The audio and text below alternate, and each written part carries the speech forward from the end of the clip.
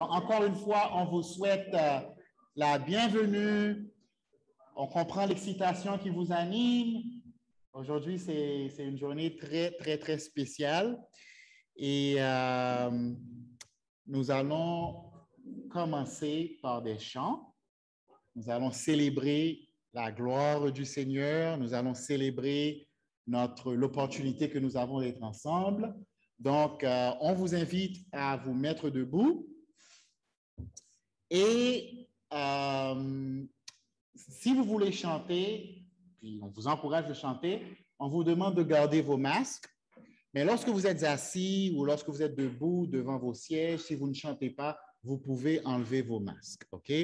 On essaie de créer un environnement sécuritaire pour tout le monde, tout en louant Dieu. Donc, je vais inviter notre sœur Océane. Applaudissons, s'il vous plaît, parce que ça doit faire... La dernière fois qu'on a vu Océane sur le podium chanter, ça doit remonter à 18 mois. Donc, elle a quelque chose de tout à fait spécial pour nous ce matin. Océane.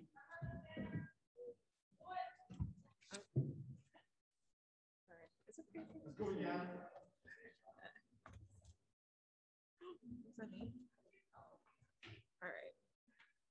It's falling.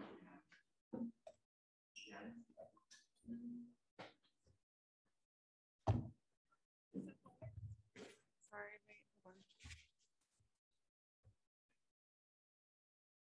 on. OK, on va chanter Dieu, je t'aime. Dieu, je t'aime, tu le sais. Car tu m'as aimé en premier. Je n'ai rien fait pour le mériter. Mais quand même, tu m'as sauvé. Ton seul fils est mort sur la croix. Seigneur des seigneurs, roi des rois. Et maintenant, tous ceux qui croient, tu offres une vie remplie de joie. Na, na, na, na. Yeah, yeah, yeah, yeah. Na, na, na, na, na, na, na. Oh, oh, oh, oh. Jésus, je t'aime, tu le sais. À la croix, tu étais crucifié. Je n'ai rien fait pour le mériter. Mais quand même, tu m'as sauvé. J'étais mort dans mes péchés.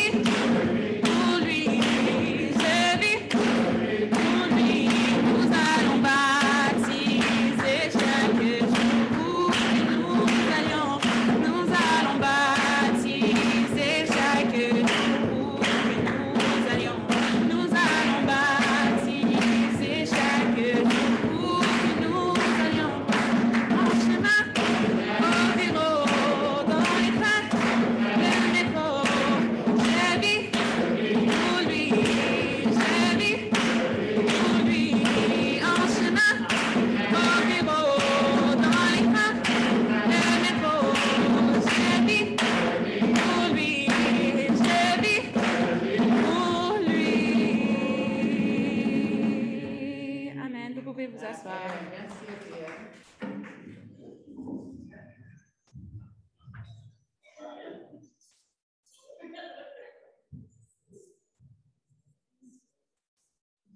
Avant d'aller plus loin, je vous invite à vous joindre à moi pour nous allons prier ensemble.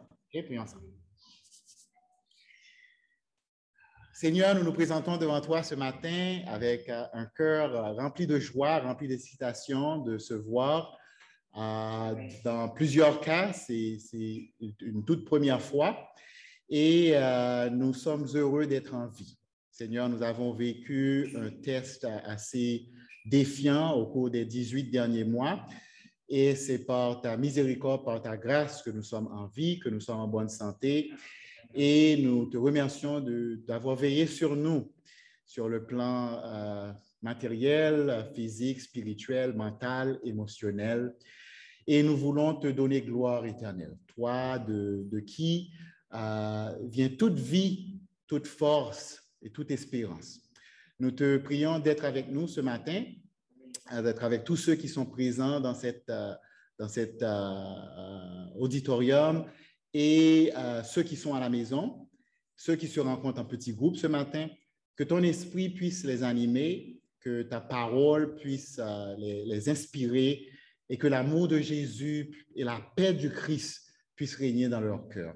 Nous t'offrons ce service, nous voulons te donner le meilleur de nous-mêmes parce que tu le mérites, tu t'es sacrifié, toi l'auteur de la vie, tu as souffert la mort pour nous donner cette vie éternelle que toi seul possèdes. Merci encore, Éternel, merci pour cette grâce que tu nous accordes d'être ensemble. Et nous te prions au nom de Jésus. Amen. So once again, if you are an English speaker and you need translation, all you have to do is dial the number on the screen. And if you don't have headphones, you could grab one on the table right there. Okay, oui, Eduardo? OK. Donc, pour les consignes sur les masques, si vous êtes assis à votre siège, vous pouvez enlever votre masque. Si on se met debout, vous êtes debout devant votre siège, vous pouvez enlever vos masques. Ne vous mettez pas debout sur vos sièges. On ne va pas faire ça ce matin. OK? Si vous chantez, on vous demande de garder vos masques. Mais si vous êtes debout, vous ne chantez pas, vous pouvez enlever vos masques. OK? Pourquoi on fait ça? Encore une fois, on essaie de respecter les mesures sécuritaires. Ce n'est pas une question de préférence, ce n'est pas une question d'opinion. On sait que chaque personne a sa propre opinion et puis c'est à vous de garder votre opinion pour vous-même. Mais on veut créer un environnement sécuritaire pour qu'on puisse adorer Dieu et fonctionner. C'est clair? OK. Nous avons des frères et sœurs qui suivent le service sur Zoom aujourd'hui. Donc, voilà ce qui explique cet écran un peu. Il y a aussi des gens qui peut-être suivent sur Zoom. Donc, nous avons mis le lien pour le service, le lien pour l'appel sur Zoom.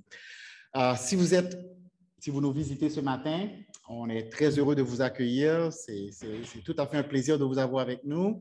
C'est une première expérience pour nous. Si vous ne le saviez pas, vous tous qui êtes présents ici ce matin, vous représentez le secteur de l'Ouest de l'Église. Donc, vous êtes le secteur de l'Ouest de l'Église. Bienvenue à tous. OK. Et en fait, la semaine prochaine, ce sera au tour du secteur de l'Est de l'Église d'avoir le privilège d'être ici à Meilleur. Comme vous voyez, ça fait longtemps qu'on n'est pas ensemble, donc on a besoin, on veut exploiter le temps qu'on a ensemble pour s'aimer, pour s'encourager, mais il faut que toute l'Église puisse avoir cette opportunité. Donc, à cause des limites qu'on a, on a dû diviser l'Église en deux groupes. Donc, ce matin, c'est le groupe de l'Ouest. La semaine prochaine, c'est le groupe de l'Est. Puis vous, la semaine prochaine, vous aurez la chance de soit suivre le service en ligne sur Zoom ou vous rencontrer en petits groupes dans des maisonnées et puis avoir un partage. OK? Donc c'est ça le plan. Et comme j'ai dit, les 18 derniers mois ont été un test. Et à mon avis, c'est le plus gros test que nous avons eu à vivre en tant que communauté. Et c'est pas atypique pour le peuple de Dieu de passer par des épreuves. Je vous en cite deux parmi tant d'autres. Dans l'Ancien Testament, on voit que le peuple d'Israël, les Hébreux, avaient eu une période de test de 40 ans dans le désert. Okay? Donc, Dieu a permis à ce que son peuple vive ce test difficile de 40 ans. Dans le Nouveau Testament, il y a encore un autre exemple où tout de suite après la création de l'Église, la Bible nous rapporte que les premiers chrétiens étaient sévèrement persécutés et ils ont dû s'éparpiller, quitter la ville de Jérusalem parce qu'on en voulait à leur vie. Donc, ça montre que le peuple de Dieu passe par plusieurs tests. Donc, nous aussi, il faut s'attendre qu'on va passer par des épreuves. Et la bonne nouvelle, c'est que je pense qu'on a passé le test en quelque sorte. J'espère que je ne suis pas trop optimiste en le disant. On est là, on tient le coup, on tient bon. Et j'aimerais prendre juste quelques minutes pour vous demander de réagir. Qu'est-ce que ça vous fait ce matin d'être là, d'être en présence de vos frères et sœurs? Donc, quelques personnes. Qu'est-ce que ça vous fait? Eduardo. Ça me fait beaucoup de joie de pouvoir rencontrer mes frères et sœurs ici, de pouvoir voir les visages encouragés, être encouragés. Amen. C'est un bon communauté chrétienne. C'est une bénédiction. J'ai besoin vraiment pour mon âme. Et pour accomplir la mission comme disciple aussi, d'encourager les frères et sœurs. Amen. Merci, Eduardo. Océane? OK, juste thumbs up. Amen. Qui d'autre veut partager? Qu'est-ce que ça vous fait d'être ici en présentiel avec vos frères et sœurs? Vas-y, Annie. Non, mais moi, ce que je trouve le fun, c'est de rencontrer des gens que je n'ai jamais vus. Ils sont soit en train d'étudier la Bible ou de suivre leur conjoint qui étudie la Bible. Ouais. De me dire, wow, c'est merveilleux. Puis nous, on est dans notre élément pour être là pour eux. Puis, je ne sais pas, ça me donne la foi que ici aussi, c'est vraiment notre terrain. Puis c'est comme ça qu'on devrait être aussi à l'extérieur. En tout cas, je trouve ça sympathique vraiment de rencontrer des gens qui viennent librement. Puis, Amen. Ça fait bien mon cœur aussi. Absolument. Amen. Goran? Depuis 30 ans que je suis chrétien, c'est maintenant que je comprends le passage de la Bible qui dit qu'il est bon pour les frères et sœurs d'être ensemble. C'est vrai. Amen. Amen. C'est toute une joie d'être ensemble. Une autre personne? Qu'est-ce que ça vous fait d'être ensemble ce matin? Vous n'êtes peut-être pas sûr, c'est tellement nouveau. OK. Donc, comme j'ai dit, ce matin, ça marque un nouveau chapitre dans la vie de l'Église, dans la vie de notre communauté. Et on doit constater que le monde a changé. Puis il a changé graduellement au cours des 18 derniers mois, mais c'est assez tragique, assez radical comme changement. En réfléchissant sur le partage cette semaine que j'allais faire ce matin, je me suis demandé, c'était quand la dernière fois que j'ai été voir un film dans une salle de cinéma? Pensez-y, c'est quand la dernière fois que vous avez été au cinéma? Bravo, Caleb. Je présume que tu es une exception parce que pour moi, ça fait 18 mois. Ça fait 18 mois que j'ai été à une salle de cinéma et j'adore les longs métrages. Je me rappelle la première fois que je suis venu à Montréal, les mardis soirs, c'était le spécial à moitié prix. On en profitait tout le temps. Puis ça fait 18 mois que j'ai assisté à un long métrage. Il y en a parmi vous qui ne vont jamais retourner au bureau.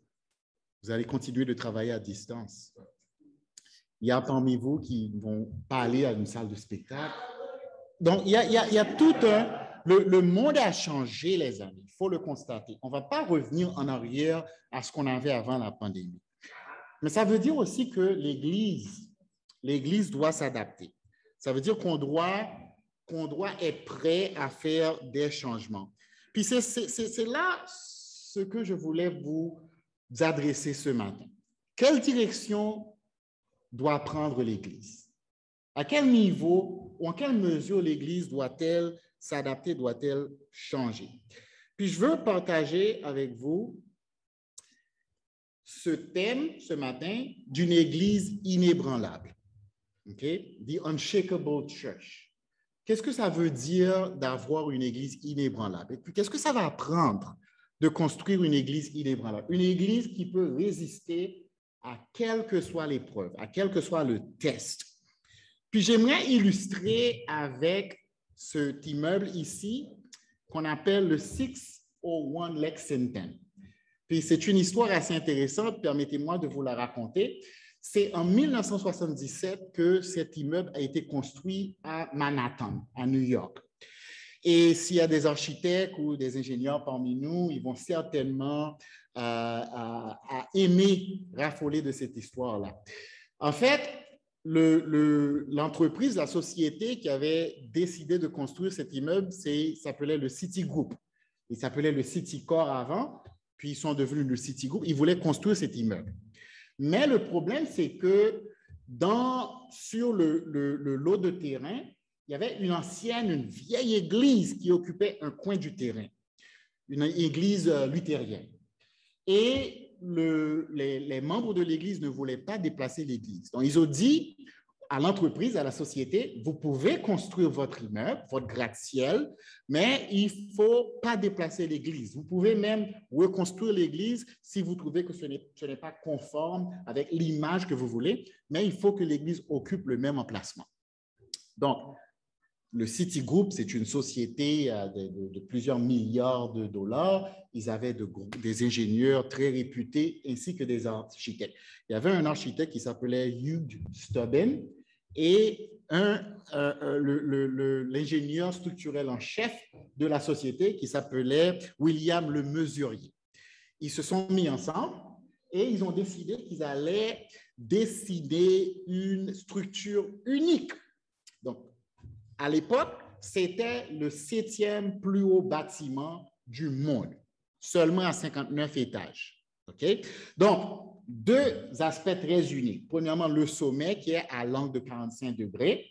Okay? Si vous visitez Manhattan, dans le côté qu'on appelle le East Side, c'est très visible. Mais l'autre aspect encore plus étonnant, c'était que les 9 premiers étages sont des pilotis. Et la raison pour laquelle ils ont dessiné l'immeuble comme ça, c'est parce qu'ils ne voulaient pas, comme l'Église voulait garder son emplacement, ils ne pouvaient pas déplacer l'Église. Donc, l'Église a dit, vous pouvez construire dans l'espace aérien au-dessus de nous, mais vous ne pouvez pas déplacer l'Église. Donc, les ingénieurs et les architectes se sont mis ensemble, ils ont construit comme ça. C'est un chef-d'œuvre d'architecture. Bon, une année plus tard, après la construction, un étudiant en architecture, en fait, une étudiante, une jeune femme, et pour un projet final, faisait des recherches sur cet immeuble-là. Elle a appelé l'ingénieur, puis elle n'a pas trouvé l'ingénieur, mais elle a parlé à un de ses stagiaires et elle a expliqué que l'immeuble était à risque de s'effondrer. Puis une chance qu'ils ont pris l'appel, puis qu'ils ont refait les calculs. Parce qu'en fait, ce qui se passe, c'est que d'habitude, lorsqu'on construit ce genre d'immeuble, les ingénieurs prennent en considération les vents qui vont frapper l'immeuble à ses faces. Donc, c'est les vents perpendiculaires. Puis l'ingénieur et l'architecte qui étaient en charge de construire cet immeuble ont fait ça. Ce qu'ils n'avaient pas pris en compte, c'était les vents obliques qui allaient frapper l'immeuble à ses angles. Puis d'habitude, dans les immeubles normaux, typiques, les vents frappent aux angles, ils sont les plus faibles. C'est les vents perpendiculaires qu'il faut vraiment s'inquiéter. Puis eux, ils n'avaient pas considéré les vents obliques. Après qu'ils ont refait leurs calculs avec les prévisions météorologiques, ils ont réalisé qu'à chaque 55 ans, il y a des tempêtes d'une certaine force qui s'abattent sur la ville de New York qui pourrait renverser l'immeuble. Un autre détail, l'architecte et l'ingénieur, ils avaient conçu un amortisseur de masse accordé qu'on appelle pour régulariser, pour stabiliser l'immeuble. Mais s'il y a une tempête, le courant coupe, cet amortisseur de masse ne peut pas fonctionner. Donc, ça veut dire que la résistance de l'immeuble est diminuée, de sorte qu'ils ont réalisé qu'une fois aux 16 années, des vents pourraient renverser l'immeuble. Ça veut dire qu'à chaque année, il y avait une chance sur 16 pour que l'immeuble tombe. Un immeuble en pleine ville, en plein Manhattan, qui pourrait faire des milliers et des milliers de morts. Tout de suite, ils se sont mis à l'œuvre. Ils ne voulaient pas affoler la population, donc ils ont travaillé la nuit. Ils ont appelé la Croix-Rouge, les casernes de police, et ils ont créé un cordon de sécurité. Ils ont travaillé pendant des jours, mais des semaines, des mois, la nuit, pour s'assurer que les fondations étaient renforcées. L'immeuble tient encore aujourd'hui. Puis pourquoi je vous raconte cette histoire? C'est parce que ça aurait pu tourner autrement. Imaginez-vous le gêne, l'embarras qu'un ingénieur d'une grande réputation, qu'un architecte d'une grande réputation va ressentir face à ce qu'on peut même appeler un échec. Mais ils ont mis leur orgueil de côté, ils ont mis leur amour-propre de côté, et ils ont dit, il en va de la sécurité de la vie des gens, on doit faire le nécessaire pour reconstruire, pas reconstruire, mais pour réparer les failles. Puis, je pense que souvent, dans la Bible, on utilise cette image pour l'Église, un édifice, un immeuble. Puis, si l'Église à Montréal est un édifice, est un immeuble, est-ce que nous aussi, on a des failles dans notre fondation? Et est-ce qu'il ne faudrait pas, à certains moments, reviser ces failles et se demander qu'est-ce qu'on doit faire pour s'assurer que l'immeuble va tenir quoi qu'il advienne, quelle que soit la tempête, quelle que soit la force des vents, est-ce que l'immeuble va tenir? OK? Donc, sur ce, je veux partager avec vous un passage que vous connaissez déjà très bien d'ailleurs. C'est l'apôtre Paul qui écrit à l'église de Corinthe et qui dit ce qui suit.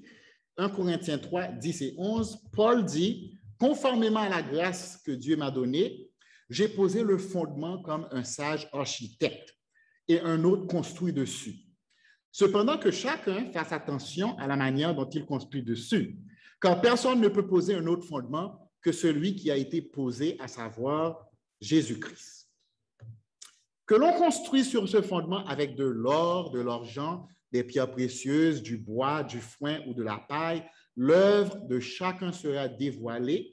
Le jour du jugement le fera connaître, car elle se révélera dans le feu et l'épreuve du feu indiquera ce que vaut l'œuvre de chacun.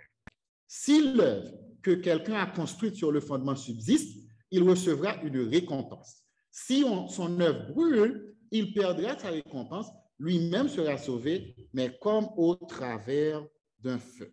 Un peu de contexte. Paul avait annoncé l'évangile dans la ville de Corinthe. Et 3 ans plus tard, il écrit cette lettre pour adresser certains problèmes dans la ville de Corinthe, dans l'Église. Il y avait beaucoup de problèmes dans l'Église. Il y avait des divisions, il y avait des influences païennes, il y avait de la débauche, il y avait des péchés, il y avait beaucoup de problèmes. Mais une lecture attentive des lettres de Paul indique clairement la racine de ces problèmes. La racine de ces problèmes, c'était que les gens de l'Église, les chrétiens de l'Église, avaient remplacé la bonne fondation de l'Église.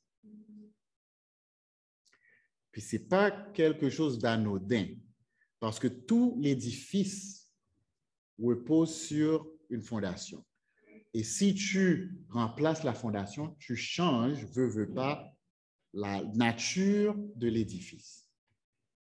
Dans l'église de Corinthe, les gens avaient été convertis après avoir entendu le message de l'Évangile. Que Dieu t'aime, que Dieu, l'auteur de la vie, s'est fait chair et qu'il est venu parmi nous, simple homme, et qu'il a vécu comme un simple homme, mais d'une façon parfaite, et qui s'est offert en sacrifice, qu'il est mort faible pour être ressuscité par la puissance de Dieu. À l'époque, ce message, comme aujourd'hui, rien n'a changé, était révoltant et scandaleux.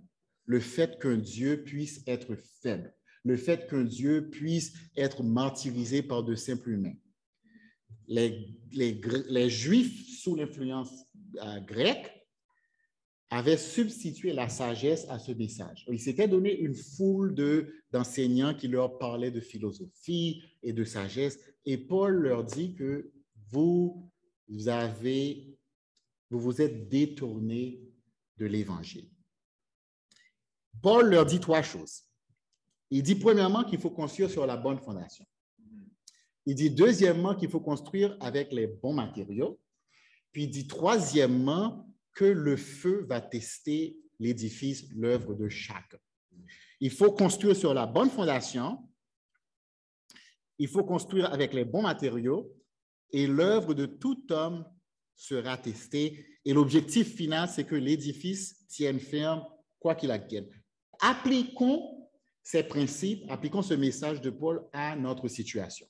Okay? C'est quoi la bonne fondation pour l'Église?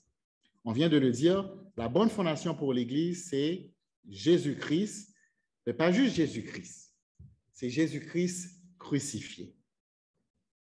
Jésus-Christ crucifié. J'ai dû réfléchir plusieurs fois avant d'inclure cette image dans ma présentation. Parce que je me demandais, premièrement, est-ce qu'il y allait y avoir des enfants dans la salle?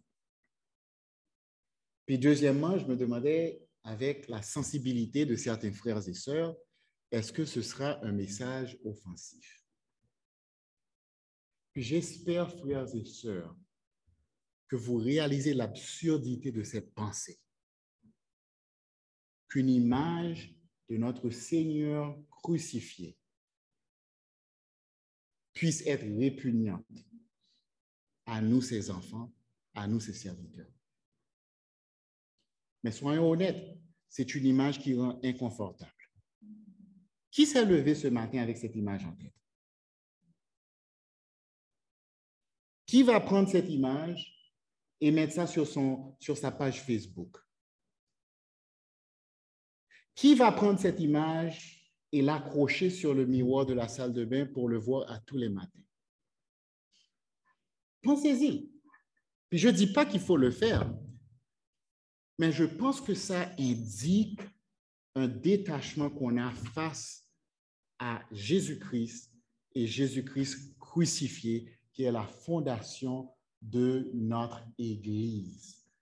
Le problème, à l'époque et aujourd'hui, c'est que souvent, on est converti à l'Église et non à Jésus-Christ. On est converti à l'Église et non à Jésus-Christ. Et la réalité, c'est que si le fondement de l'Église est l'Église, si le fondement de ta foi est l'Église, si le fondement de notre communauté est autre que Jésus-Christ et Jésus-Christ crucifié, on n'est pas un édifice solide. Je vous donne un exemple personnel. Pendant longtemps, en tant qu'évangéliste, je me suis demandé qu'est-ce que je pouvais faire pour que les gens soient attirés par l'Église, pour que l'Église soit irrésistible. Et si vous pensez que je suis le seul, allez jeter un coup d'œil dans le monde évangélique. Une grande partie des dirigeants spirituels, pas seulement en dehors de notre mouvement, mais même à l'intérieur de nos églises, leur pensée principale, c'est qu'est-ce qu'on peut faire pour que l'Église soit attrayante? Qu'est-ce qu'on peut faire pour que l'Église puisse attirer le monde? Qu'est-ce qu'on peut faire de sorte que l'Église puisse être irrésistible? Parce qu'on est attaché à l'Église plus qu'on est à Jésus-Christ et à Jésus-Christ crucifié.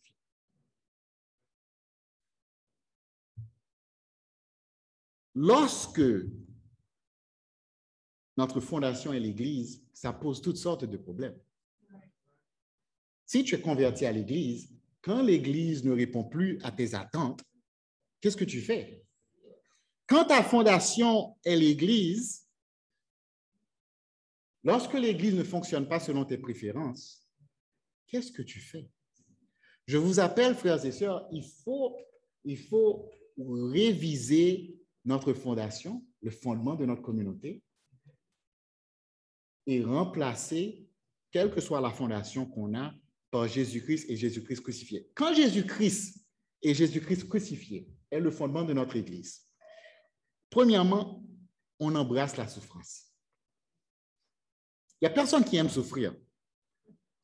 Mais en tant que chrétien, on embrasse la souffrance parce qu'on sait que Jésus nous appelle à suivre son exemple. Je ne dis pas qu'on va chercher la souffrance. Ce n'est pas ce que je suis en train de dire. Mais quand on fait face à la souffrance, on comprend que ça fait partie de suivre Jésus.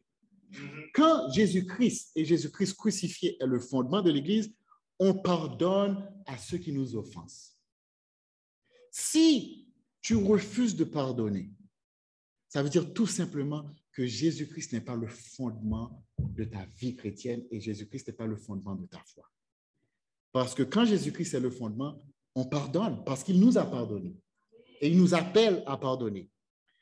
Quand Jésus-Christ est le fondement de l'Église, l'Église est partout parce que Christ est partout.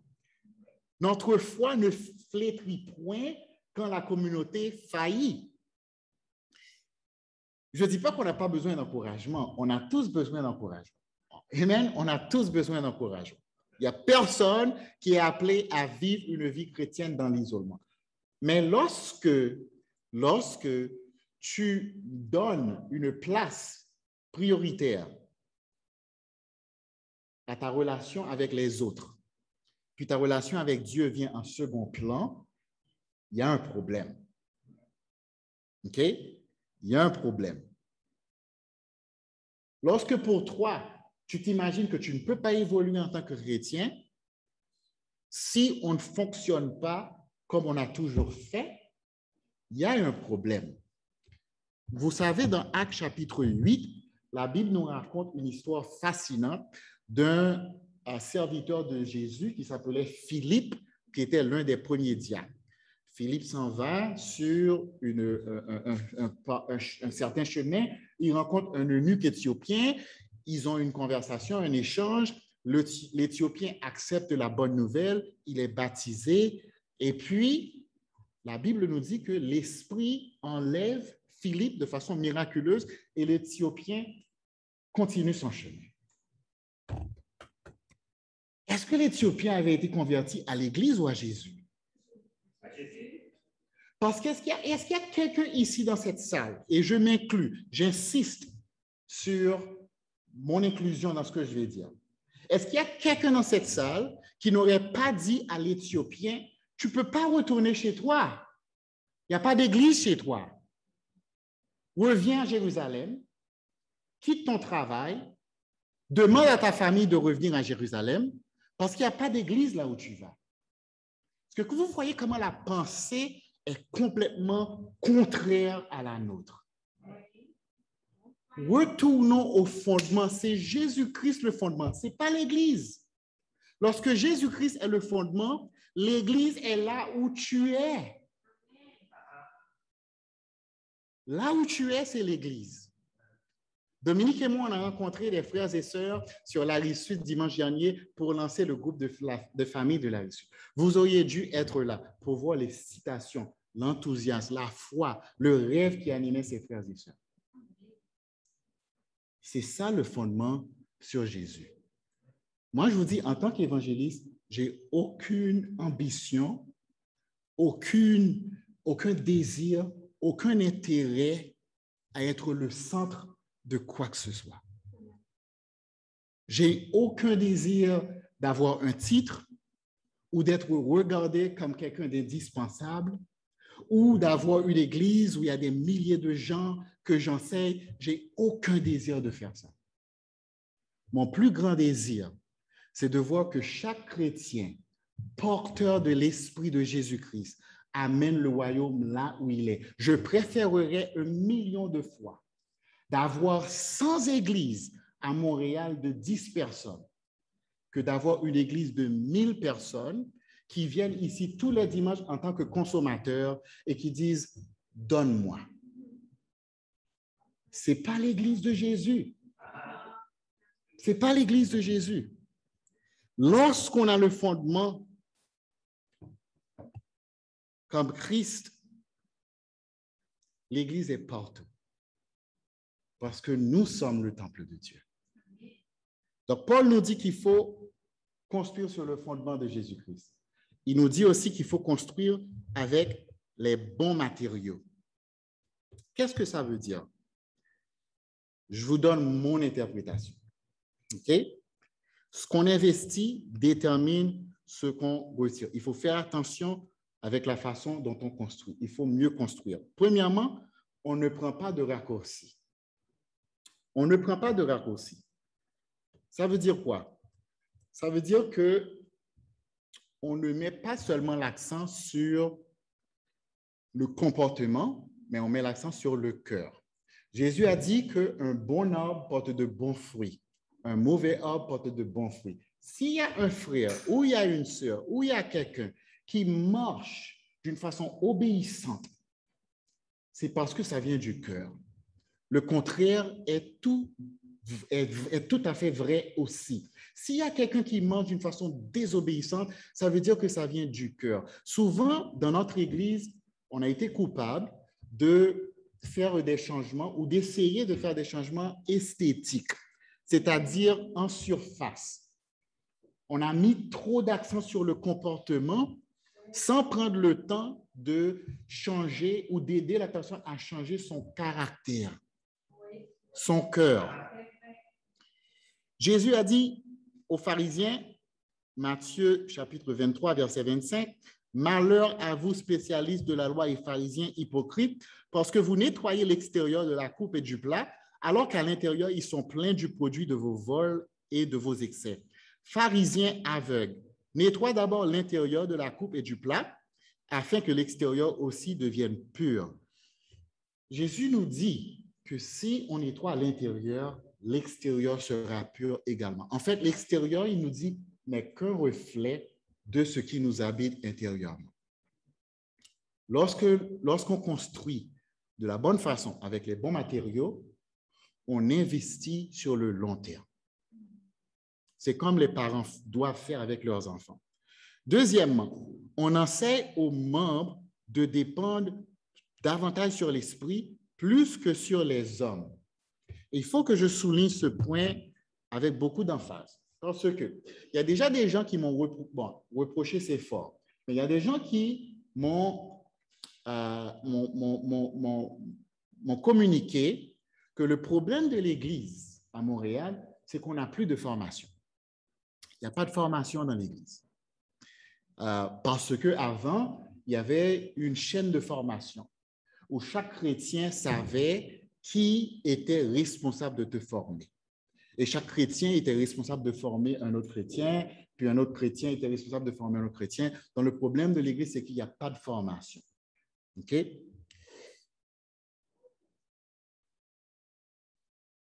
Est-ce qu'on devrait prendre la liste de l'Église, puis décider d'une chaîne de formation, puis dire à chaque chrétien, les 3 Randy, c'est Ricardo qui est ton formateur, puis que tu le veuilles ou non, il faut que tu rencontres Ricardo à toutes les semaines.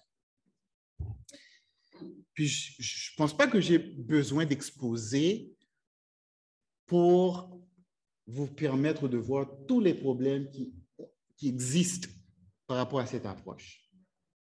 OK? Est-ce qu'on le voit dans le Nouveau Testament? Est-ce qu'on voit la première Église assigner à chaque chrétien quelqu'un qui va être responsable de les accompagner pour s'assurer qu'ils ne tombent pas de la foi? On doit mieux construire en enseignant à chaque disciple de dépendre sur l'Esprit. Jean 16, verset 13. Jésus a dit, « Quand le défenseur sera venu, l'Esprit de la vérité, il vous conduira dans toute la vérité, car il ne parlera pas de lui-même, mais il dira tout ce qu'il aura entendu et vous annoncera les choses à venir. Jésus a dit à ses disciples que c'était mieux pour eux que lui, il parte, que lui, il s'en aille, afin qu'ils puissent recevoir l'Esprit de Dieu.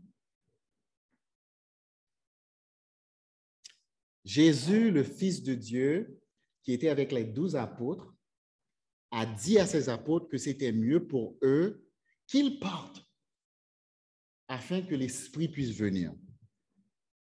Puis il nous arrive de penser qu'avoir l'Esprit ne suffit pas.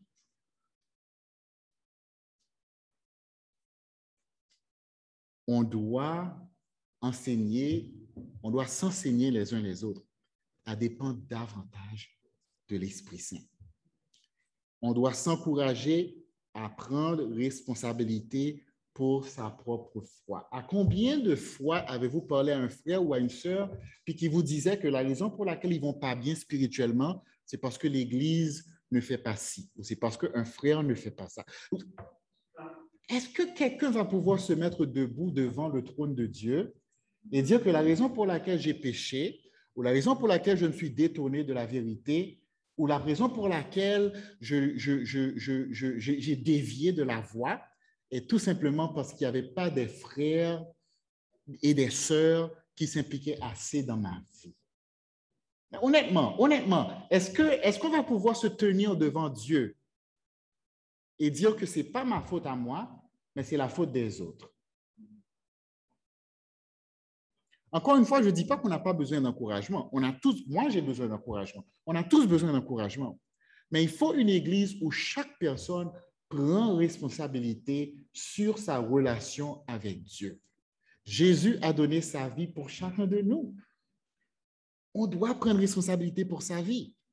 Et c'est à nous d'aller chercher la formation. C'est à nous d'aller chercher les encouragements.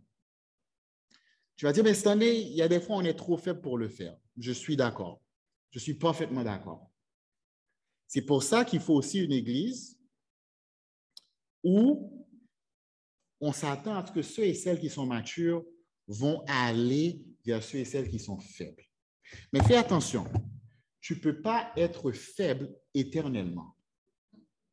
On ne peut pas avoir une église où tu es faible, où quelqu'un est faible éternellement. Ça ne se peut pas. OK, on peut admettre qu'il y ait des exceptions. Il y a des gens qui ont des défis naturels, on va dire émotionnels, mentaux, physiques, des handicaps. Là, ils ne peuvent pas faire mieux. Est-ce que vous comprenez ce que je veux dire? Il y en a des gens parmi nous, il va falloir les 4 amis du paralytique pour les amener au paradis. Ça ne veut pas dire que leur foi n'est pas personnelle. Ça veut dire qu'ils ont des handicaps naturels. Mais ça ne peut pas être une majorité de l'Église. Ça doit être l'exception. Une Église où ceux qui sont matures vont aller vers ceux qui sont moins matures. Moi, je vous dis ce que je vois. Voilà ce que je vois. Voilà ce que j'ai vu récemment. Puis je ne parle pas de la période de la pandémie parce que, bon, c'était une toute autre affaire. Voilà ce que je vois. Je vois que ceux qui sont matures parmi nous, puis c'est arbitraire ma définition, est-ce que ceux qui sont, et puis c'est subjectif, mon regard aussi sur la maturité, ceux qui sont matures parmi nous hésitent d'aller vers ceux qui ne sont pas matures, hésitent d'aider les gens. Puis je vous dis pourquoi ils hésitent d'aider. Je vous raconte une anecdote. Je me rappelle que j'étais à New York il y a quelques années, et puis il y avait un frère qui avait un conflit, qui était dans le péché. Puis j'ai commencé à l'écouter. Puis, après quelques minutes, je me suis mis à le reprendre. Puis sa réaction m'a surpris. J'ai battu en retraite. Il a réagi de façon tellement violente, je me suis dit, wow! Puis je me suis excusé de l'avoir repris. Puis après ça, j'ai réfléchi, j'ai dit, mais attends, ce que je faisais, c'était pour son bien. J'essayais de lui montrer la voie. Puis je ne pense pas que je sois le seul à avoir eu cette expérience. Je pense qu'il y a beaucoup de gens parmi nous, matures, qui ont peur d'approcher leurs frères et sœurs et de leur dire la vérité. Parce qu'ils ont peur soit d'être maladroits, de mal s'y prendre, ou ils ont peur d'être rejetés. On vit dans une société où, pour certaines personnes, le plus important, c'est d'être, comme on dit en bon français, politically correct. On a peur d'offenser. On a peur de dire des trucs qui peuvent blesser. On ne va pas dire la vérité comme on doit le dire. Puis on ne peut pas avoir une église construite avec de bons matériaux solides si on a peur de se dire la vérité. Il faut se dire la vérité. Bien entendu, ça ne veut pas dire qu'on ne doit pas pratiquer l'écoute active. C'est toujours une bonne chose d'écouter avant de parler. C'est ce que la Bible nous enseigne. On pratique l'écoute active. On fait preuve d'empathie. Mais il faut dire la vérité. Il faut dire la vérité. Quelqu'un qui prend des décisions qui va heurter sa foi, qui va heurter sa famille, qui va heurter ses enfants, quelqu'un qui prend des décisions qui va avoir un impact négatif sur son éternité, tu ne peux pas t'appeler frère ou sœur de cette personne sans lui dire ta vérité. La vérité. Pas ta vérité, la vérité. Puis je pense que souvent, c'est ça le problème. On se met divers chapeaux, puis on essaie de jouer un rôle qu'on n'est pas qualifié de jouer. Parfois, on va dire, oui, mais cette personne-là, c'est vrai qu'elle pêche, mais elle a besoin d'un psychologue. Peut-être, puis si elle a besoin d'un psychologue, on va lui conseiller d'aller voir un psychologue. Elle a besoin d'un thérapeute, OK? On va lui conseiller d'aller voir un thérapeute. Mais es-tu thérapeute? Es-tu psychologue? Moi, je ne suis pas. Je ne suis pas. Donc, si vous venez vers moi, ne vous attendez pas à recevoir des conseils d'un psychologue ou d'un thérapeute. Je ne suis pas qualifié. Je ne suis pas qualifié. Par contre, je vais vous montrer ce que la Bible enseigne. Je vais vous montrer ce que la Bible dit. Puis souvent, on essaie de substituer ce que la Bible dit pour ce que philosophes ou les tendances modernes et courantes. On ne peut pas construire une église comme ça. On ne peut pas construire une église comme ça. Il faut être prêt à se dire la vérité. Maintenant, si tu ne sais pas quoi dire, au moins, tu peux dire à la personne, prions ensemble, puis ouvrons la Bible et cherchons ensemble la volonté de Dieu. Parce que ne vous étonnez pas, il y en a dans notre église qui oublient la volonté de Dieu. Puis c'est à nous, entre guillemets, qui sommes matures, d'amener ces gens-là à une meilleure connaissance de la parole de Dieu. Qu'est-ce qui prouve qu'on a bien construit? Mais Paul le dit, le feu. Le feu va tester l'œuvre de chacun. Puis ce feu, ici, il fait allusion au jour du jugement. Au jour du jugement, Dieu va évaluer l'œuvre de tout homme. Mais avant le jour du jugement, il va y avoir d'autres épreuves, comme on a eu récemment, puis avec la pandémie. Les épreuves vont venir. Est-ce qu'on va construire une église, une communauté qui va tenir ferme, quoi qu'il advienne? C'est à qui la responsabilité? Est-ce que la responsabilité me revient exclusivement parce que je suis votre pasteur? Ou est-ce que vous aussi, vous avez une part à cette responsabilité-là? Puis la question, c'est quoi votre part? Qu'est-ce que vous faites pour aider à construire cette église qui va passer par le test et qui sera inébranlable? Matthieu 16, verset 18, Jésus a dit, « Les portes du séjour des morts ne l'emporteront pas sur elle. »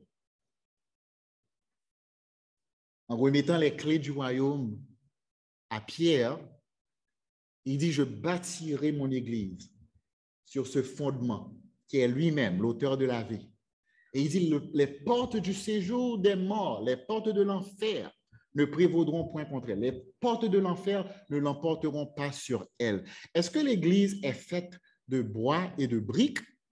Non. Est-ce qu'elle est faite de caméras et de micros? Non. L'église est faite de gens comme toi, comme moi, qui sommes porteurs de l'Esprit de Dieu, Et Jésus a dit que cette Église, le coronavirus, ne l'emportera pas contre elle. Cette Église, une décroissance économique ne l'emportera pas contre elle. Le passeport vaccinal ne l'emportera pas contre elle. Quels que soient les défis de la vie, ne l'emporteront pas contre elle. Une quatrième vague du virus ne l'emportera pas contre elle. Est-ce qu'on est en train de se laisser emporter par les vagues des défis et les vagues de ce monde? Jésus a dit que l'Église qu'il a construite, rien ne peut l'emporter contre elle. Je pense qu'on a une opportunité en or, de reviser la fondation, les fondements de notre communauté et de se décider qu'on va construire avec de meilleurs matériaux. Il faut premièrement convertir les gens à Jésus. Il ne faut pas mettre, comme on dit en français, la charrue avant les bœufs. Il faut premièrement que les gens soient convertis à Jésus et à Jésus-Christ crucifié. Ensuite, à la communauté. Mais il faut mettre Jésus avant. J'aimerais vous laisser avec cette image que vous voyez à l'écran. C'est une image qui illustre la reconstruction du temple. Donc, c'est en l'an 536 avant Jésus-Christ, le roi Cyrus de Perse permit aux Juifs exilés à Babylone de retourner à Jérusalem. Et ces Juifs se mirent à reconstruire le temple. En fait, il y a un passage qui explique dans Agé la réaction des deux générations. Parce qu'il y avait la génération plus vieille qui avait vu le premier temple. Lorsqu'ils avaient posé la fondation du deuxième temple, ils se sont mis à pleurer. Ils étaient tellement découragés. Ils se sont mis à pleurer parce que cette fondation-là représentait absolument rien comparé à la gloire et à la splendeur du premier temple.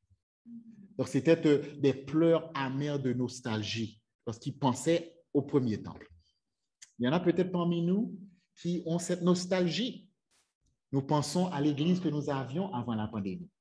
Ou nous pensions à l'Église qui avait quand Dany dirigeait l'Église, ou quand Ghislain dirigeait l'Église, ou quand Dominique Desmougènes dirigeait l'Église, ou quand, je ne me rappelle plus, dirigeait l'Église. Une période dans le passé que vous êtes figé dans cette période-là, c'est votre premier temple. Alors que les plus jeunes, qui n'avaient jamais connu le premier temple, mais qui avaient entendu parler du premier temple, à la vue de la fondation, ils pompaient de joie. Puis les pleurs et la jubilation étaient mêlés ensemble de sorte qu'on ne pouvait pas les distinguer l'un de l'autre. Puis ce matin, permettez-moi d'utiliser cette image, je pense que Dieu nous met face à un choix. Est-ce qu'on va continuer de regarder en arrière ou est-ce qu'on va regarder de l'avant? Et on va se décider de construire un temple, une église, une communauté avec de bons matériaux basés sur le bon fondement. Dans Agé 2, verset 9, je termine avec ce passage. Dieu, à travers le prophète Agé, encourage le peuple. Et il dit les paroles suivantes. La gloire de ce dernier temple sera plus grande que celle du premier, dit l'Éternel, le maître de l'univers. Et c'est dans ce lieu que je donnerai la paix, déclare l'Éternel, le maître de l'univers. La gloire de ce dernier temple sera plus grande que celle du premier. Notre Église, notre communauté n'a jamais été dépendante sur un lieu de rencontre. Elle n'a jamais été dépendante sur des équipements. Elle n'a jamais été dépendante sur un assemblage de sièges. Elle a toujours été à l'essence même une église faite de chair humaine, d'hommes et de femmes, habitée par l'Esprit Saint. Et si dans ton cœur et dans ton esprit, l'église, c'est ce qu'on avait il y a 2 ans, lorsqu'on avait les rencontres à Meilleur, eh bien là, tu risques d'être déçu. Mais si l'église, c'est une église éternelle, c'est le peuple de Dieu, quel que soit là où il se trouve, des hommes, des femmes animés de l'Esprit Saint, qui sont prêts à proclamer le royaume de Dieu partout où ils vont. Eh bien, cette église-là est inébranlable parce que le fondateur de cette église est inébranlable. Puis moi, voilà ce à quoi je veux donner ma vie. Voilà ce à quoi je veux participer. Et frères et sœurs, je vous invite tous à participer à ça. Nous allons prendre le repas du Seigneur dans quelques instants. Pensons au sacrifice de Jésus. C'est tout. Il n'y a rien d'autre qui importe. Il n'y a rien d'autre qui importe, les amis. Il n'y a aucune autre vérité.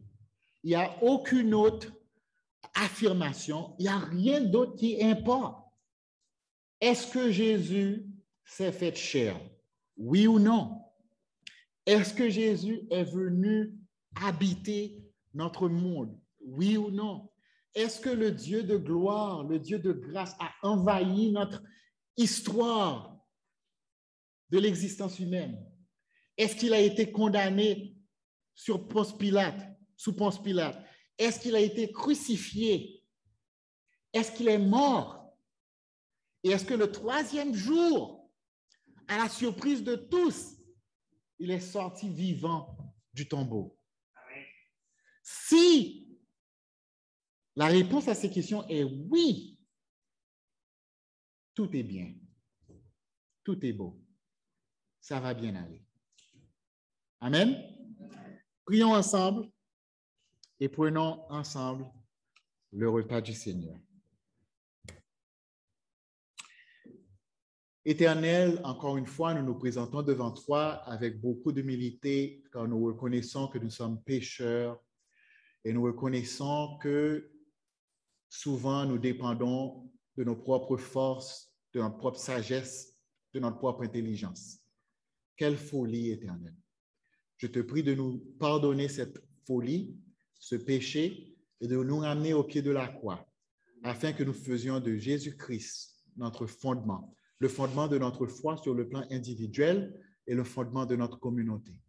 Éternel, nous regardons vers un avenir fructueux où ton Église va s'épanouir tout simplement parce que c'est toi qui diriges et nous voulons rester accrochés à toi. Nous te prions de toucher chaque cœur ici présent, ceux et celles qui ne se sont pas encore soumis à ta volonté. Envahis leur cœur de ta présence éternelle et fais qu'ils se laissent conquérir par ton amour. Ceux et celles qui errent dans le péché, ceux et celles qui s'éloignent de toi, ceux et celles qui dévient du chemin, ceux et celles qui se laissent emporter par les pensées de ce monde, ramène-les, Éternel, au pied de la croix. Amen. Et amène-leur cette repentance qui, a priori, peut être pénible, mais qui apporte combien doux et combien agréable le fruit de la vie et le fruit de l'intimité avec toi. Éternel, sois avec nous tous, unis-nous par le sang de Jésus. Nous te prions ainsi, en son nom. Amen. Chante Alléluia, chante Alléluia au Seigneur. Alléluia au Seigneur. Chante Alléluia.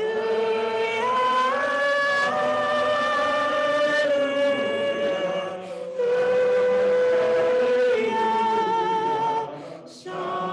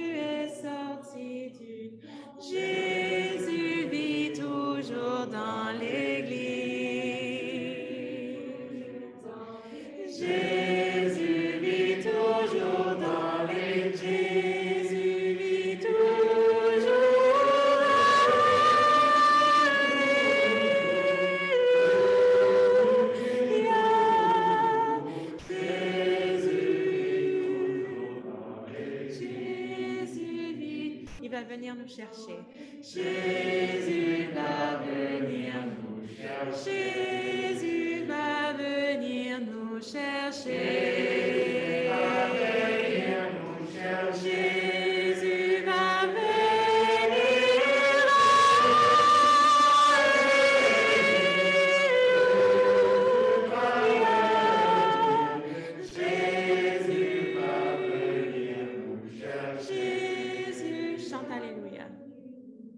Chante Alléluia au Seigneur. Chante Alléluia au Seigneur. Chante Alléluia au Seigneur.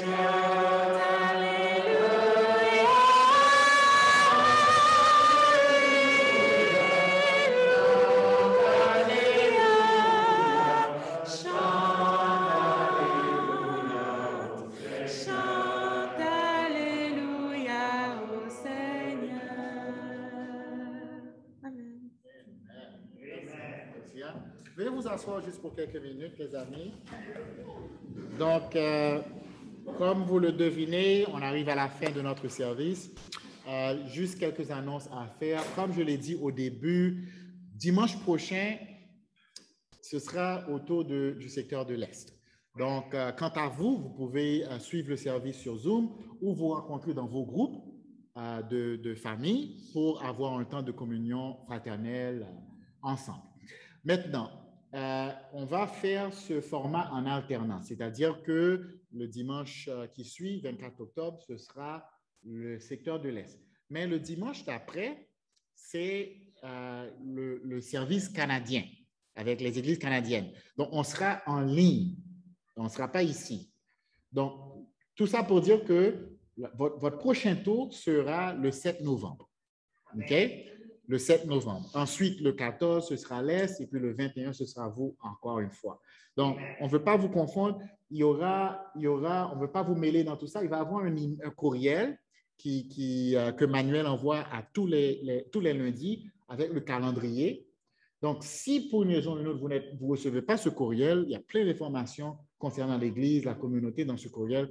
Veuillez me le faire savoir. Donnez-moi votre courriel et puis on va s'assurer que vous avez cette information. OK? Deuxième chose, on va chanter un dernier chant, puis ce sera à la fin du service. Toutefois, on vous encourage à rester quelques minutes puis à échanger. Ça fait longtemps que vous ne vous êtes pas vus dans certains cas. Prenez le temps d'échanger les uns avec les autres. Et puis, quoi mieux que de parler du service, de ce que vous avez entendu, puis qu'est-ce que ça a provoqué en vous. OK? Je pense que ce sera une bonne utilisation de notre temps. Donc, Eduardo, est-ce qu'il y a une annonce à faire? Oui, une petite annonce rapidement. Juste pour encourager les parents des pré-ados, les parents qui ont des pré-ados, on aura une petite réunion pour lancer le nouveau programme de pré-ados qui commence juste après les services, disons à 12h15.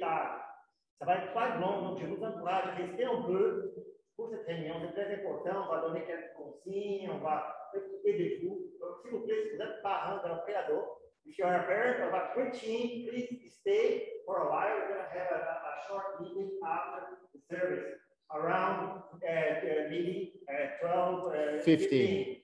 OK. Et tu veux les rencontrer où? La salle bleue? La salle bleue. The Blue Room, la salle bleue. OK. C'est 5e, 6e primaire et premier secondaire. 5e, 6e et premier secondaire. OK. Merci Eduardo et Angela qui s'impliquent avec le ministère des Pré-ados maintenant. Comme vous le savez, durant la pandémie, il n'y a presque pas eu d'activité. Donc, c'est un grand besoin pour nos pré-ados de reconnecter. En fait, le comité s'est donné 3 objectifs. Premièrement, enseigner aux pré-ados une base spirituelle, biblique. Deuxièmement, leur donner l'opportunité de bien connecter les uns avec les autres parce qu'ils ont besoin d'avoir cet esprit de communauté. Puis troisièmement, accompagner les parents également qui ont besoin de cet accompagnement. Donc, si vous êtes un parent d'un pré-ado, on vous encourage, OK, de participer à cette rencontre, donc dans la salle bleue. Donc, c'est tous les amis. Que le Seigneur veille sur vous. Je vais inviter Océane à nous diriger dans un dernier chant et puis ce sera la fin de notre temps ensemble. On va chanter Fill Me Lord. Fill me, Lord, with your spirit and make me like a leader who has a strong army. Fill me, my Lord, I pray. Fill me, Lord, with your spirit and make me like a leader who has a strong army. Fill me, my Lord, I pray. Oh, Lord, I'm just a man. Lord, I pray. Lord, I pray. Lord, I pray. Lord, I pray.